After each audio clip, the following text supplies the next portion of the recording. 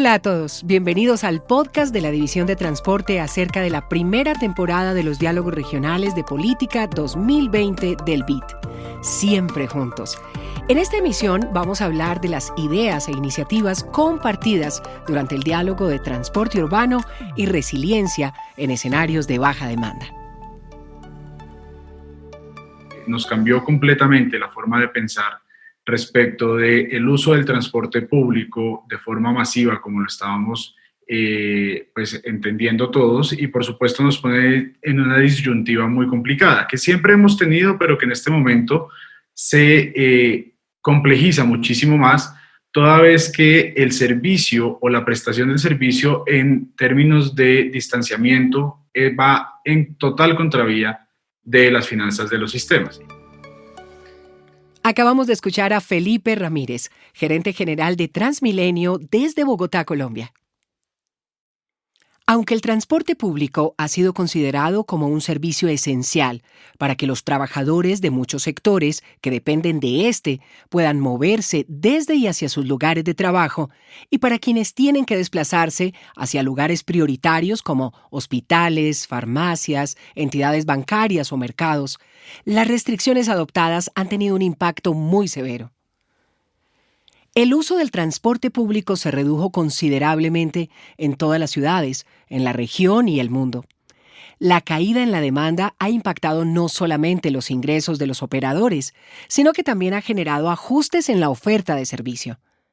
Parte de las medidas de contingencia es la de mantener una ocupación máxima por autobús o tren del 30 o 35% para garantizar la salud de sus pasajeros. Difícilmente se puede hablar de movilidad urbana sin considerar el transporte público. Las medidas sanitarias han tenido un enorme impacto en la manera en que las personas utilizan estos sistemas. Es claro que esta crisis nos invita a todos a repensar la frecuencia y el modo en que nos transportamos en la ciudad, y nos obliga a tomar medidas individuales para garantizar la salud colectiva. En ese sentido, además de la necesaria reducción de pasajeros por vehículo, el principal reto de los sistemas de transporte urbano es mantener la operación en escenarios de baja demanda y la reducción de ingresos por tarifa. La invitación es a fomentar una amplia conciencia ciudadana para acatar las prácticas sanitarias y las medidas de distanciamiento social en autobuses, trenes y estaciones. Oigamos a Héctor Ortega, presidente del Metro de Panamá. Tomando en cuenta la baja demanda, tenemos dos retos importantes que mirar, ¿no? Uno era mantener sanos a nuestros colaboradores, porque nos mantenemos funcionando. Otra era mantener la operación lo más eficiente posible en la parte económica y, por supuesto, también preocuparnos de nuestros usuarios. De los temas tratados en este diálogo, en primer término, estuvo el cómo retornar al trabajo utilizando el transporte público, obedeciendo a medidas y restricciones sanitarias de distanciamiento, pero además promoviendo otros sistemas de transporte limpio, como caminatas, bicicletas, etc. En segundo término, las restricciones de movilidad por el virus han causado una fuerte caída del 75% de la demanda de pasajeros, generando pérdidas muy significativas en la economía y en el empleo, lo que sugiere impulsar propuestas audaces pero viables para inyectarles a dichas empresas operadoras recursos o financiamiento que les permita soportar esta crisis. En tercer término, es necesario adaptar los vehículos y las estaciones con el fin de garantizar condiciones de distanciamiento, protocolos de limpieza y elementos de protección, acordes con los lineamientos de las autoridades de salud. Para nosotros como país es muy importante proteger a la población de la pandemia del coronavirus, pero también es muy importante que el impacto económico sea el menor posible.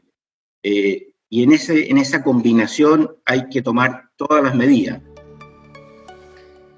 Así se pronunció José Luis Domínguez, subsecretario de Transportes del Ministerio de Transporte y Telecomunicaciones de Chile. Ahora demos paso a Yolanda Martínez, representante del BID en Chile.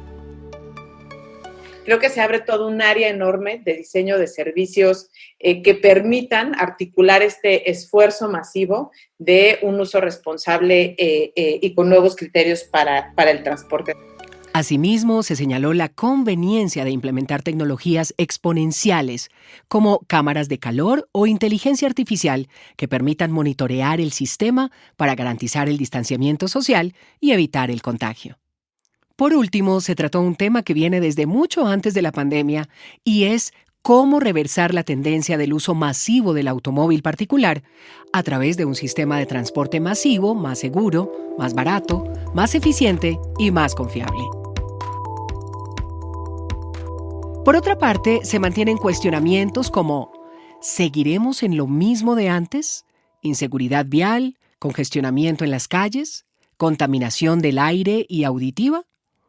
Además, se insta a tener muy en cuenta la entrada de nuevos actores como los vehículos eléctricos y los vehículos autónomos. Ahora conozcamos las soluciones locales con potencial regional.